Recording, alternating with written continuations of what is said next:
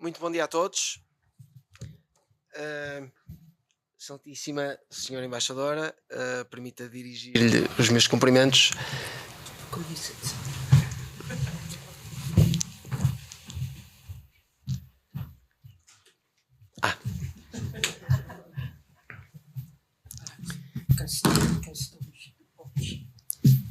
Só dizer que a Senhora Embaixadora percebe português, portanto a tradução pode ser supérflua. Portanto, cumprimento a Senhora Embaixadora e cumprimentando-a, cumprimento todos os presentes na sala. Sejam bem-vindos à conferência Business Integrity and ESG. É uma honra ter-vos aqui hoje para discutir e promover valores que são essenciais para práticas comerciais sustentáveis, valores esses que unem a Embaixada do Reino dos Países Baixos e a Transparência Internacional Portugal. Esta conferência surge no âmbito do Festival Transparente, organizado por nós e que celebra o Dia Internacional contra a Corrupção. Este festival e este Dia Internacional contra a Corrupção e esta conferência de hoje servem para recordar a importância da integridade no setor privado e discutir o que se pode fazer para o promover. A corrupção mina a confiança, dificulta o desenvolvimento económico e exacerba a desigualdade. Ao comprometer-nos com a transparência e a integridade, podemos combater a corrupção e construir uma sociedade mais justa e equitativa. No panorama empresarial, a importância da integridade e do ESG não pode ser exagerada. Estes princípios não são apenas palavras da moda, são a base sobre a qual construímos confiança, promovemos a inovação e garantimos o sucesso a longo prazo das nossas sociedades. A integridade no setor privado, que tem merecido da nossa parte menos atenção que a integridade no setor público, é uma peça fundamental e sem a qual não se consegue combater eficazmente a corrupção. A integridade no setor privado tem duas grandes vantagens. A primeira, porque é a coisa certa a fazer-se, à luz dos valores que informam a nossa sociedade, e a segunda é que está demonstrado que no longo prazo cria mais oportunidades de negócio.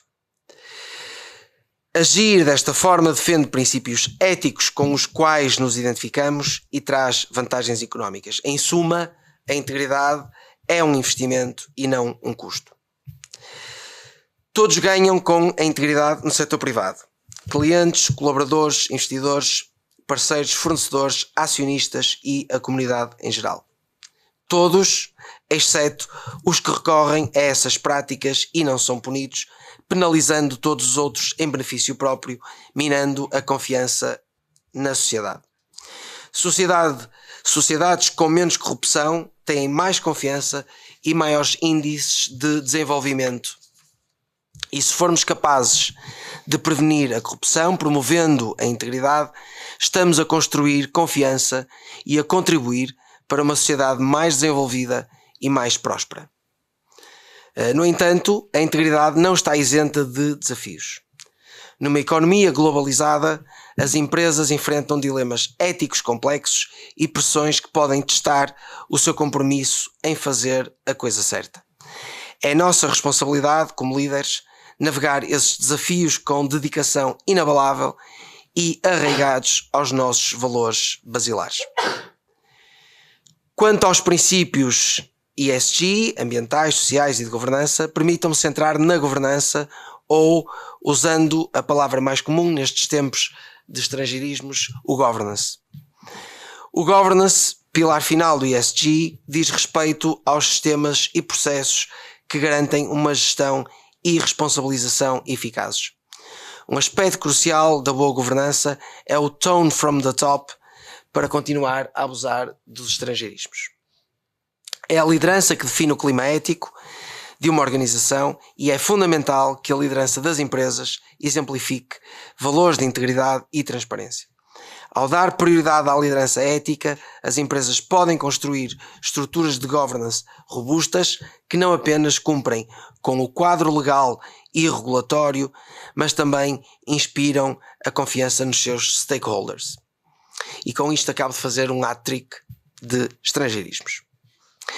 Convictos da importância da integridade nos negócios, estamos nós, Transparência Internacional Portugal, empenhados em lançar o Business Integrity Forum, iniciativa que visa reunir empresas empenhadas em promover e desenvolver uma cultura empresarial de integridade, posicionando-se como referências nacionais e internacionais em termos de transparência, compliance, sustentabilidade, ética e boa governação.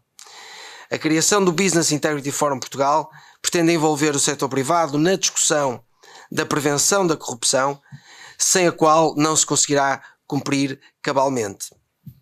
Teremos aqui responsáveis de empresas que já demonstraram aderir ao fórum, também aqui a Presidente da Delta, teremos o José Miguel Peçanha do Banco BCP, que já demonstraram o seu compromisso em aderir ao fórum, e estou convencido que esta conferência, em parceria com a Embaixada do Reino dos Países Baixos e com a ilustre presença da senhora Embaixadora Caroline Weyers, irá estimular muitos mais a aderir. Uma palavra especial para a senhora Embaixadora. É uma honra poder contar com a sua presença no nosso Festival Transparente. Estamos seguros de que a promoção da integridade nas empresas precisa também de liderança política. A existência de uma embaixadora anticorrupção dos Países Baixos é um sinal claro do compromisso do vosso país com a integridade. Saibamos nós aprender convosco e nivelarmos-nos pelos mais altos padrões éticos promovidos por Vossa Excelência. À medida que embarcamos nas discussões de hoje, encorajo cada um de vós a pensar sobre como podemos fazer coletivamente para promover os princípios da integridade empresarial e ESG. Vamos partilhar experiências, aprender uns com os outros e explorar soluções inovadoras que impulsionarão mudanças positivas. Para encerrar, gostaria de agradecer aos nossos convidados e as suas contribuições e pontos de vista. Estou confiante que com a sua experiência irão inspirar e fornecer perspectivas valiosas sobre este tema e com quem iremos certamente aprender bastante. Obrigado a todos por estarem aqui e que seja uma conferência produtiva. Muito obrigado. E agora dou a palavra à senhora Embaixadora, por favor. Thank you very much for your kind words. And you mentioned a lot of things that I was going to mention, and perhaps I will still mention them because we can reinforce the message by repeating it, I hope. Ladies and gentlemen, it is an honor and a pleasure for me to be here with you on the closing day of the Festival Transparente 2024. And I would like to thank Transparency International Portugal and the Netherlands Embassy for the invitation and for the opportunity to learn and share. É grande prazer para mim estar aqui por vários motivos. Limitar-me a mencionar os organizadores e participantes, o tema e as suas implicações, esta bela cidade com a sua rica história e cultura. This is a special place. The Centro de Informação Urbana de Lisboa, working in partnership with the academic and scientific community and emphasizing the importance of accessibility of information and transparency of local government, is a most suitable place to discuss business integrity in relation to environmental, social, and governance integrity, or the other way around. It is a special week in which we marked International Anti-Corruption Day, and it is a special day. Ambassador Margriet Leemhuis has just returned from the Netherlands, which received President Marcelo Rebelo de Sousa for a state visit that confirmed the excellent relations between our two countries, a blue connection, and much more. As Special Envoy Anti-Corruption, I'm based at the Ministry of Foreign Affairs of the Netherlands, more specifically the Multilateral Organizations and Human Rights Department.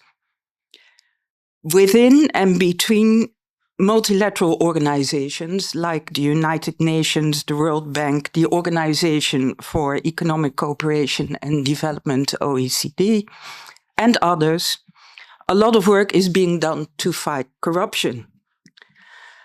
And I like to say that the right to live and work in an environment which is free of corruption should be considered a human right, in the sense that it is an aspect of the right to work in just and favorable conditions, the right to social protection, the right to equality before the law, the right to participation in public affairs, and other rights which are considered to be inherent to all human beings as laid down in international human rights law. I'm looking forward to talking with you about Dutch policy and recent international developments, from measures promoting integrity taken at the national level to the OECD Anti-Bribery Convention, from best, or at least good, practices to challenges in need of being addressed in close cooperation between government, the corporate sector, and civil society. And I also hope to learn more about Portuguese best practices and how business integrity is given shape here. And I already learned some things over breakfast, I can add. Corruption is an affliction that has the unpleasant capacity to touch upon every aspect of life. Whereas one would like to advocate a zero-tolerance policy, it is important to realize that the rot starts at the top and that leading by example is an important element of the fight against corruption, whether it is in the public or the private sector. Last week, I heard a highly qualified expert referring to those who admire the problem rather than doing something about it. He warned against magical thinking, hocus pocus, about solving it, and the lack of practical applicability of proposed measures. And this is indeed the challenge, to move from abstract analysis, and some may call it wooliness, to concrete action. Colleagues of mine made a very useful inventory of actions taken by the various branches of central government in the Netherlands in relation to official and administrative corruption on the one hand, and corruption in the private sector on the other hand. And it is not as if the twain shall never meet. On the contrary, they feed on each other. The measures implemented are of a preventive, repressive, and corrective nature. I would like to mention just a few examples. The National Code of Conduct for Integrity of the Government, our Ministry of Home Affairs, developed an app which presents dilemmas, encouraging officials to reflect on integrity issues. On the part of our Ministry of Economic Affairs, attention to strategic corruption by third countries which intend to undermine our state power. Very topical challenge. They do this by strengthening their own geopolitical objectives through diversion of public resources and by influencing or destabilizing our countries through extortion and bribery. Reporting points for entrepreneurs who are affected by cybercrime, subversive crime or fraud, to which in future corruption may be added more explicitly. Various ministries provide input for a consolidated Dutch position in international bodies like OECD, the Council of Europe, and the G20. It is hard work, but one aims for policy coherence. The Ministry of Foreign Affairs developed, together with the Ministry of Justice and Security, the brochure Fazer Negócios Honestamente Sem Corrupção. I discovered, thanks to a colleague at the embassy here in Lisbon, that the brochure exists in Portuguese as well. But I read it in English, I have to confess. Another and slightly more fun example of best practice is the No Excuses Pocket Guide for Business Practitioners, primarily aimed at the private sector, but relevant for all of society. It's not a Dutch initiative, but welcomed as a valuable contribution to awareness raising. It addresses and refutes excuses surrounding corruption, which are made all too often. For instance, I did not know this was corruption. I didn't do it for me, I did it for the organization. No one gets hurt. It's actually a win-win. You don't understand how business is done here. And if we don't do it, someone else will. The booklet points out that corruption is just inherently wrong, that it is a punishable offense, or rather a crime in almost every country, and that there is a fair chance one will get one's knuckles rapped, the latter perhaps slightly wishful thinking on the part of the authors. There is a lot of stick mentioned in this pocket guide and not so much carrot.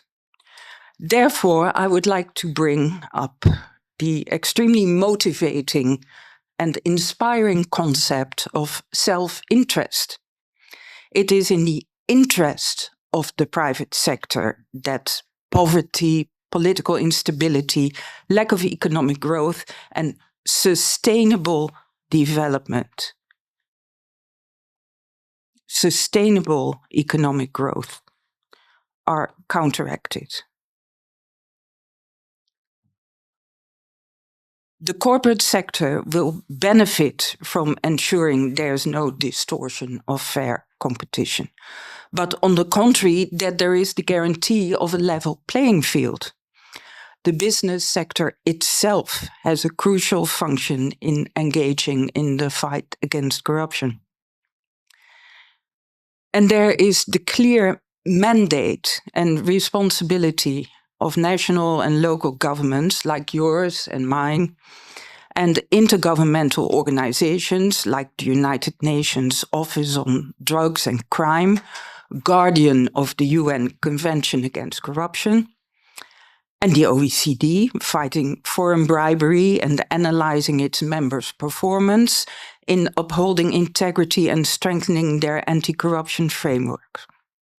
They have the authority and the duty to create and maintain conditions so that the private sector, and I'm paraphrasing myself now, can operate in an environment which is free of corruption. Businesses play an important role in countering corruption with adequate due diligence processes and commitments to responsible business conduct. They can contribute to a private sector free of bribery and corruption. The OECD's Working Party on Responsible Business Conduct, they like long titles in this international environment. This Working Party promotes international corporate responsibility by encouraging the implementation worldwide of the OECD guidelines for multinational enterprises on responsible business conduct. These OECD guidelines provide tools for companies to deal with issues such as chain responsibility, human rights, environment, and corruption. As such, they also form the basis for Dutch responsible business conduct policy. Furthermore, the European Union as a supranational organization is aiming at ensuring a common high standard of legislation, either specifically on corruption or incorporating anti-corruption provisions in sectoral legislation. The Corporate Sustainability Due Diligence Directive, not a long one, CSDDD, is based on the OECD guidelines and intends to have a positive impact on global value chains. The intention is to ensure that requirements and measures will not disproportionately affect small and medium enterprises. The Sustainable Development Goals, SDGs, the 17 goals that are presently pursued so as to ensure that in 2030, which is soon, the world will be a better place. These SDGs involve eradication of poverty, hunger, and inequality. Furthermore, the promotion of health and education, clean water, affordable energy, decent work, and economic growth, innovation, and sustainability. Addressing climate change and mitigating its effects, protecting ecosystems and biodiversity. It is a list which we can only hope to tick the boxes, through partnerships and international cooperation. But here I should specifically refer to SDG 16, peace, justice, and strong institutions, strong public services. Effective, responsible, and transparent institutions are of the utmost importance for personal security and the promotion of well-being and prosperity. Security also in a non-physical sense, knowing that one's rights are being protected and being reassured that one is not subjected to arbitrariness or victim of decisions taken from a position of power without honest consideration and sound motivation. However, corruption endangers all SDGs, access to safe water, adequate healthcare, affordable energy, addressing environmental and climatic problems, ending poverty. After all, the best products at the best price are not available where and when corruption distorts or damages quality and accessibility. To measure progress on the SDGs and show the results to Parliament and society, all Dutch ministries publish so-called fact sheets on widely spread prosperity and SDGs. And in spite of my cynical reference to self-interest, at the end of the day, I believe that the wish to make a contribution to a just and equitable world is universally shared, or nearly then. Given the season, you may be willing to indulge me when I refer to my favorite Christmas movie, nearly 80 years old. In It's a Wonderful Life, the gentle, modest, decent small-town George Bailey, played by James Stewart, saves the lives, either literally or metaphorically, of those around him by doing the right thing, even when it goes against his own interests. He stands up against corruption, abuse of power, and callousness. When the villain of the story, Mr. Potter, threatens to get the better of him, divine intervention is required to ensure that all's well, that ends well. Now, we may look for different types of intervention when wanting to redress injustices, but we should certainly recognize the courage of individuals and groups that blow the whistle and protect them. My takeaways from listening and talking to experts over the past year are: prevention is better than repression. But formulating a preventive strategy does not mean one can forget about having a disciplining strategy as well. One needs to understand the context in which corruption is taking place, not so as to condone it, but in order to make combating it more effective. Best practices can provide an inspiration. They are not a blueprint, and they are not necessarily universally applicable. Now, I used the word count on my text to check how often I had used the word corruption. No fewer than 29 times. But it is, of course, more important to look at anti-corruption, at good, or even, let's be ambitious without being arrogant, at best practices, and at how we, public and private sector, with a pivotal role for non-governmental organizations like Transparency International, can join hands to contribute to a society where people do not need to fear that their safety, well-being, and prosperity are threatened by individuals, organizations, companies, or authorities abusing their position. Muito obrigada pela sua atenção.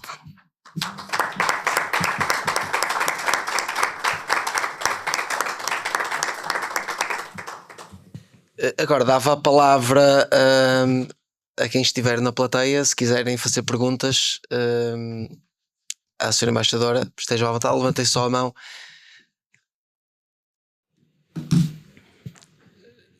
Jorge, estavas a pedir microfone?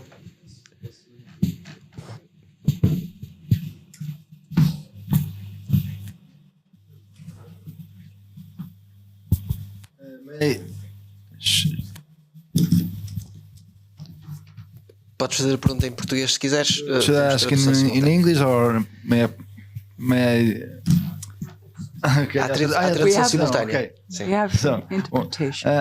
Antes de mais, bom dia a todos e agradecer esta iniciativa, muito, acho que do ponto de vista atual, de enorme importância e contexto. Em Portugal está-se a começar a trabalhar na dimensão empresarial e na questão da governance, que é um tema que começa a desenvolver em toda a Europa. Estamos num contexto político internacional muito complexo, com mesmo a Europa em forte instabilidade política, com alguns governos em instabilidade, uns a seguir, outros a sair, mudanças governativas, há um problema de guerras no Médio Oriente,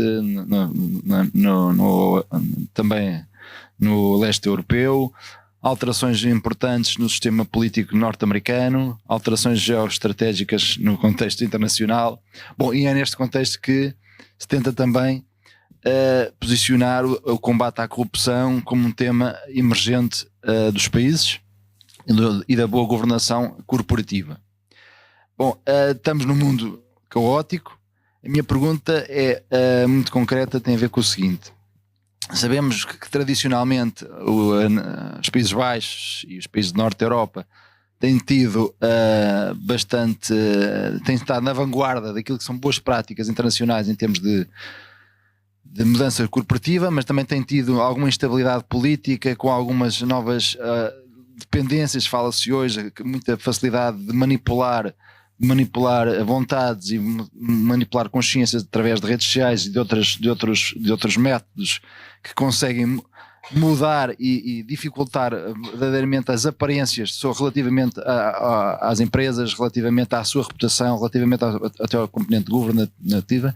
Como é que nos Países Baixos se está a trabalhar no sentido de garantir que este desenvolvimento do modelo corporativo de excelência, com integridade, com boas práticas de governo, até de mudança, de igualdade, de transparência, é fundamental no seu desenvolvimento, não é condicionado por este novo ecossistema de verdades que às vezes não se sabem bem se são verdades, se desta pressão para ter bons resultados no curto prazo do ponto de vista económico é muito mais importante, e visibilidade e aparência e reputação e imagens, e tanto evitando que este populismo e esta rama superficial sobre a opinião pública condicione um processo contínuo, consistente, sustentável de mudar uma mentalidade corporativa e como isso pode afetar positivamente todos os países do contexto europeu, sem estarem tão expostos a medos de virem com a concorrência chinesa, americana e etc. Ou de outros grandes players.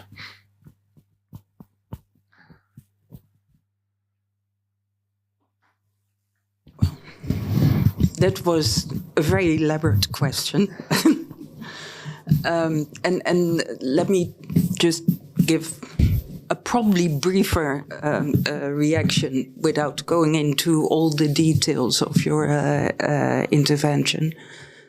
I think we're all facing a lot of challenges. Actually, yesterday I was talking to someone who is sort of my age, and we were reflecting on the golden period of Europe, which we considered to be in recent history, right?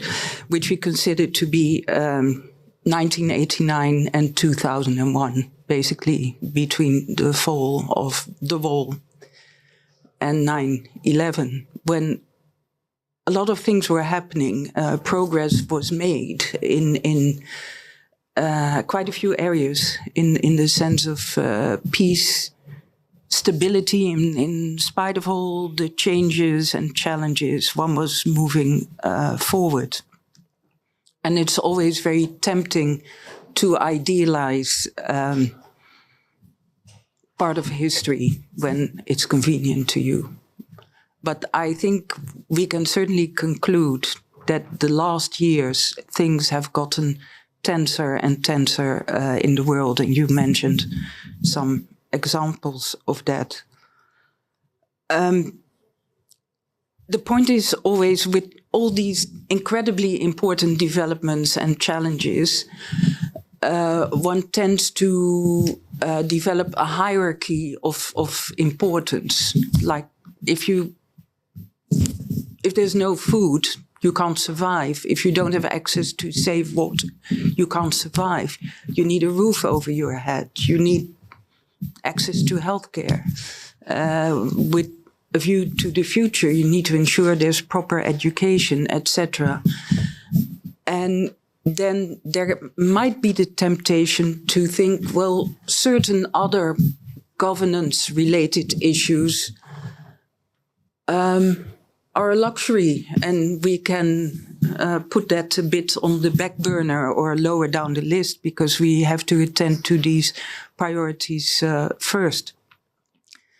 Now, I know from my years working as a diplomat, there's the inevitable tendency to think you are in the navel of the world, whether you are posted to a certain country or you're dealing with a certain theme that becomes the center of your perception, and you may forget about other things or not fully recognize the importance of all these other things. But having said all that, I'm deeply convinced that corruption is one of the massive and major challenges at the moment. and that the fight of corruption is extremely important to guarantee all these other issues that I mentioned, the access to food and safe housing and drinking water and a future for, if not one's children, for other people's children. And that underlines to me how important it is to pursue the fight against corruption. And that is really something we are in all together. Obviously, there's an important role for the public sector, but also the private sector and NGOs, really independent NGOs that follow things critically.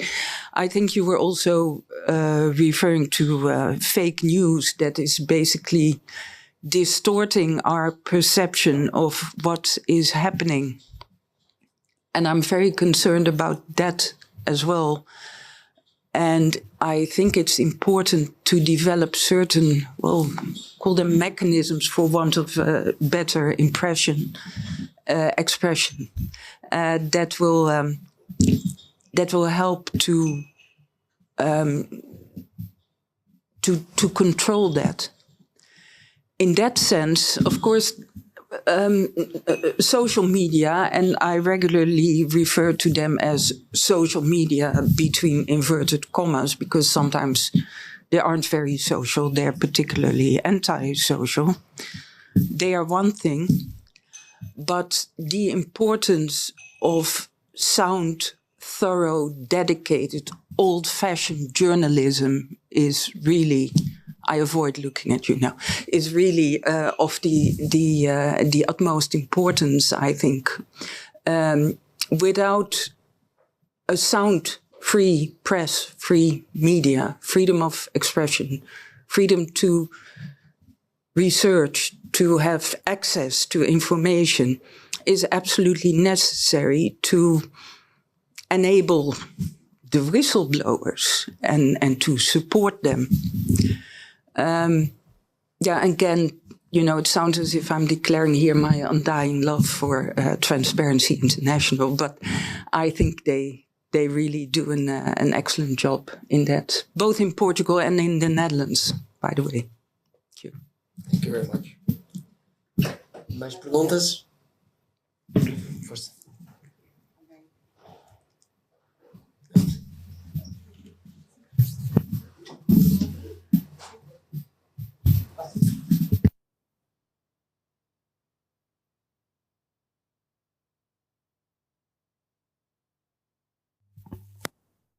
It's working now? Yeah. Yes, okay.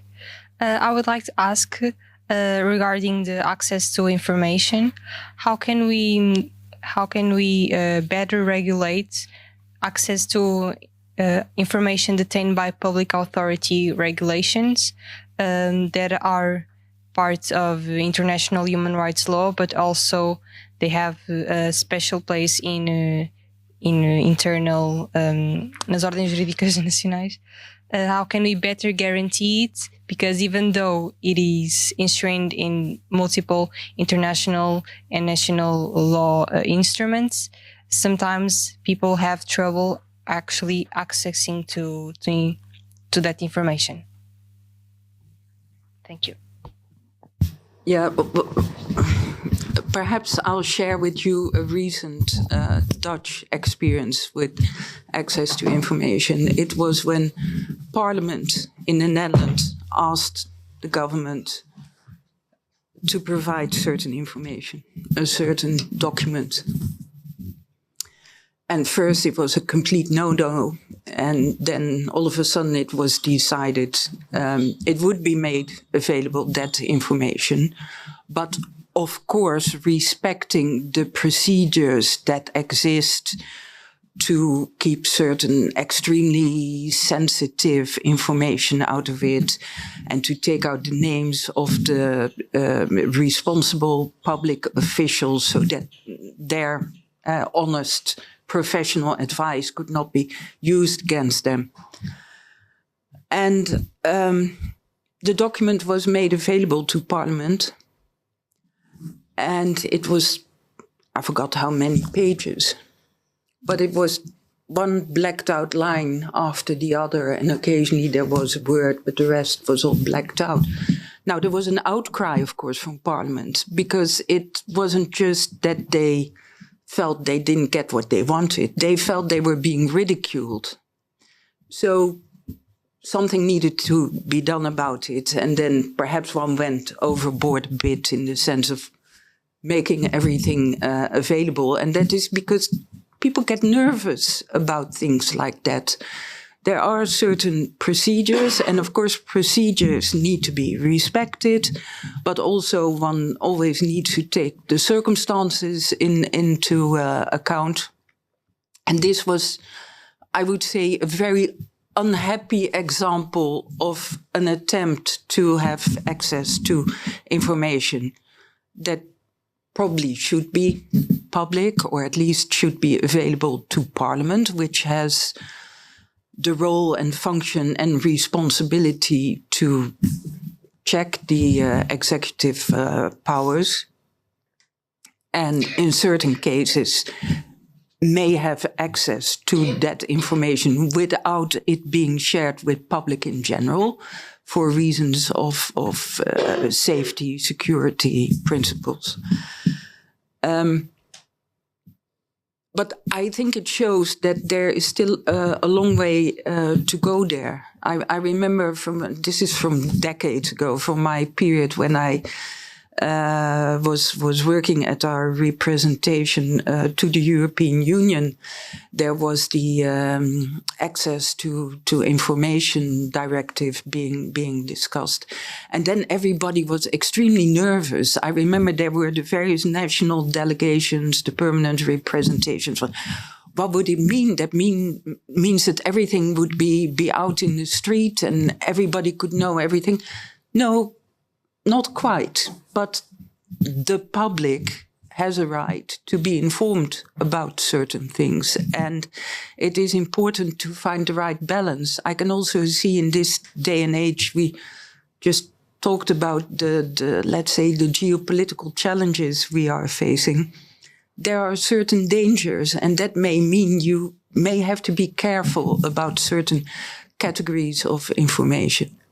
But there is a lot that should be accessible and shared so that the people can check what is happening.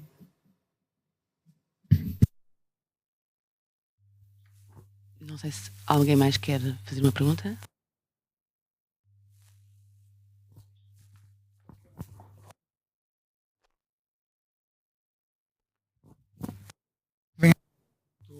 Do que a senhora embaixadora acabou agora de dizer, eu queria só perguntar só pela experiência nos Países Baixos de duas coisas. Em Portugal temos uma, como eu estava a dizer ao pequeno almoço, temos uma tendência da classe política e também da administração pública para uma política de segredo. E essa política de segredo até foi agravada com uma ideia que, com o regulamento europeu, o Regulamento Geral de Proteção de Dados, e perguntar a sua experiência na Holanda, a sua visão sobre o que está.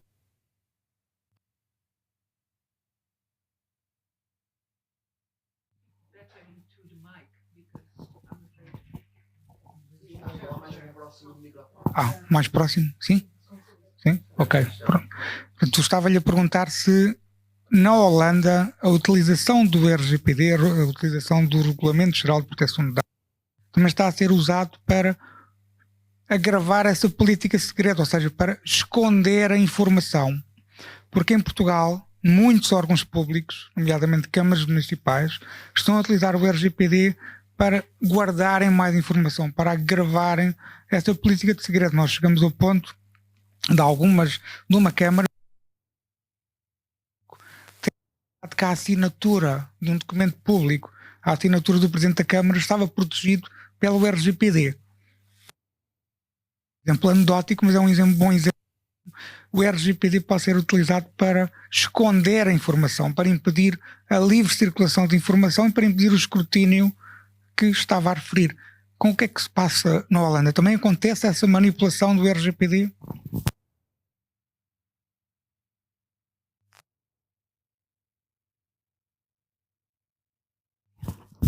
Well, I'm a bit shocked actually when you say it happens at the local level as well in Portugal.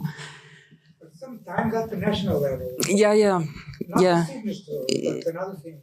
Yeah. Now, whereas actually at the national level, I can better understand, given the challenges we have now in the area of security and threats from certain sides. I don't even need to mention countries or powers here. That one may have to take, well, as they say in English, the executive decision to keep certain information close to the chest, because at the end of the day, it is in the interest of everybody doing that.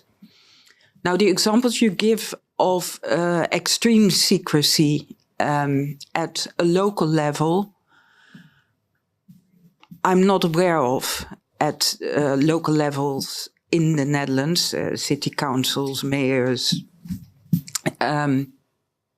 Things go wrong there as well, like everybody where people are working.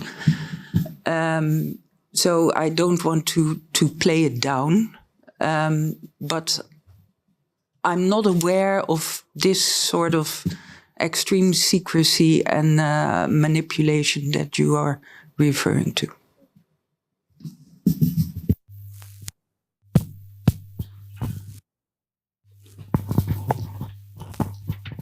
Hi. Regarding public access to information. Queria só pedir para se apresentar. O meu nome é Diogo, estou aqui a título particular.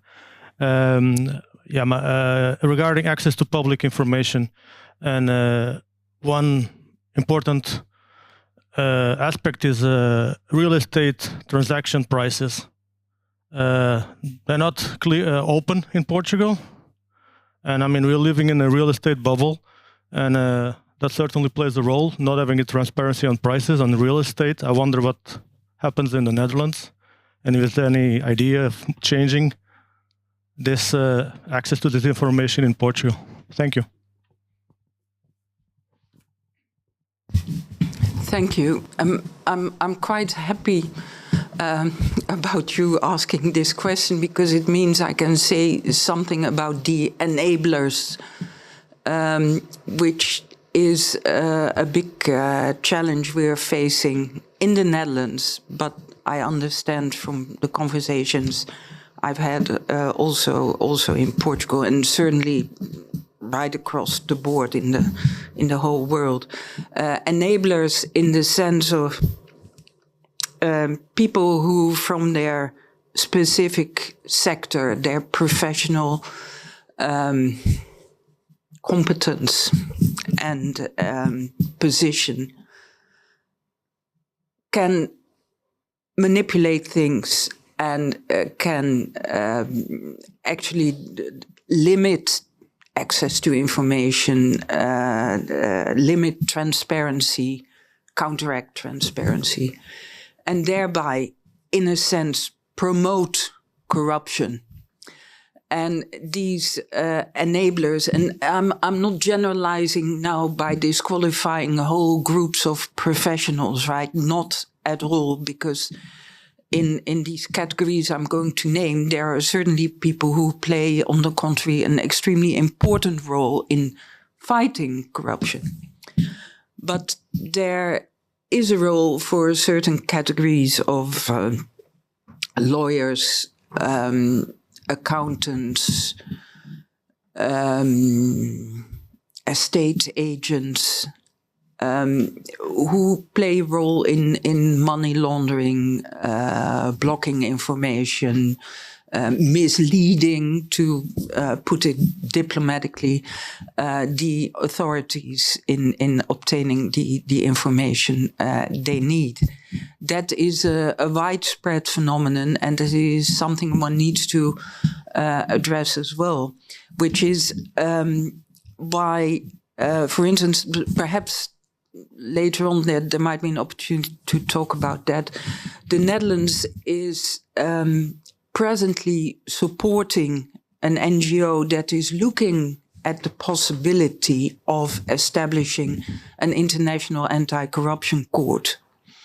Such a court could go after people who, let's say, kleptocrats, and the grand corruption I'm talking about, people who, through abusing their own position of power, and normally we talk then about political power, acquire things that actually they're not entitled to, which makes it a form of theft from the people who are entitled to goods and services and money.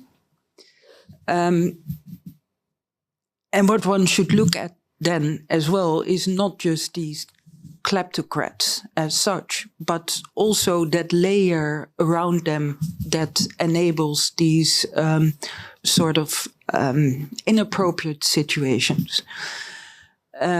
That certainly applies to the real estate sector as well. And again, I don't mean to generalize, right, when I mention these categories, but there are people who abuse their position, and that happens right across the board.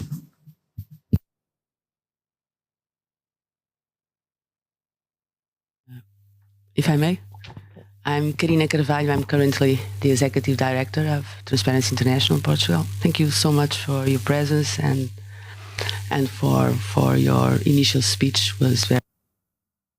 I would like to take what you said about the international court, which is an idea, but my point is on how do you think it is possible to accommodate that idea of a court to judge kleptocrats when the concept of kleptocracy and kleptocrat could be perceived as an appropriation by the global north regarding the global south, for example. And at the same time, how can you accommodate that idea with the fact that so many companies from the global north, in the Netherlands, in Portugal, work closely with those all kleptocrats, and at the same time, they do business in countries that rank very high in terms of perceived corruption? And this is the first question. The second question has to do with the fact that if we look at ESG, on environment and social, I think companies are doing quite well over time. But regarding governance, it's still difficult, at least for us that work on anti-corruption, to install the idea that needs to be at the core of the business itself. Do you think it's because sanctions and penalties are not being effectively applied? Or do you think it's because also the sanction regime makes it possible for companies to pay when they do wrong, as we see happening all the time on FCPA clauses, etc. And also, like you mentioned, some of the enablers, very recently, the US applied the penalty to Boston Consulting Group regarding deals made in Angola through Portugal. Do you think that those categories of high-risk professionals that might be called enablers shouldn't be allowed or should be more penalized if they are caught in such schemes? Thank you. Thank you. I think your two questions are actually very much related. First of all, I find the expression global north and global south a bit awkward. I know it is perhaps a slightly more politically correct term than what we used previously, but still it create a separation. Yes, we're all in this together. Now, I'm going to say a few more words about the idea of this International Anti-Corruption Court, but I have to stress where we are now is that extremely smart people, legal experts are looking at it, are working on it, because there are the obvious questions. How would it work? What is the added value? What does it add in relation to already existing mechanisms and structures? We can walk the civic route, which is the example you gave in the second part of your question. And do we need another structure then? How would it work? Where would it be situated? How do we finance it, etc.? So there's a lot to be looked at, and that is presently being done by these experts who hope to soon present an initial proposal, and that will be something that various countries can look at then to consider it. Now, what I think is great about this initiative is that it's not sort of a Western European hobby. There's a great interest from, well, let's call it then the global South. Especially in Africa, there are several countries that are extremely interested. And amongst those, I would like to mention Ivory Coast, Nigeria. Nigeria, I mean, has a reputation, but there are initiatives, there are forces there who really want to clean up the act and enhance transparency and accountability. It's all related to accountability, of course. Botswana and others. Also in Asia, in Latin America, there are countries interested. There's the sort of eastern flank of Europe, close to a big neighbor, where there is an enormous interest in this, because the magic word being kleptocrats, and then one knows in which direction one looks.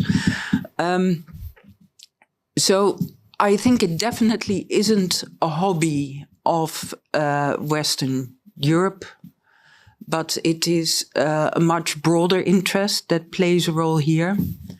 The interesting thing, to come to the second part of your question, is that it would enable this court to go after people in a different sense than only hitting them in their pockets, in their wallets. Now, of course, that is where you can hurt them a lot by going after their money and their assets.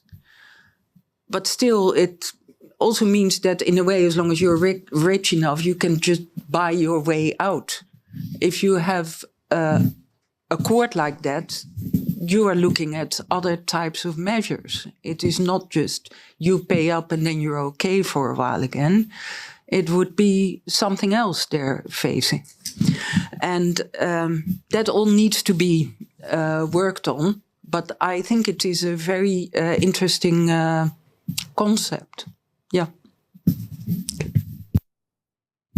Muito obrigado. E penso que não há mais perguntas, e com isto fazíamos aqui uma pausa para o coffee break, e voltamos dentro de sensivelmente 20 minutos.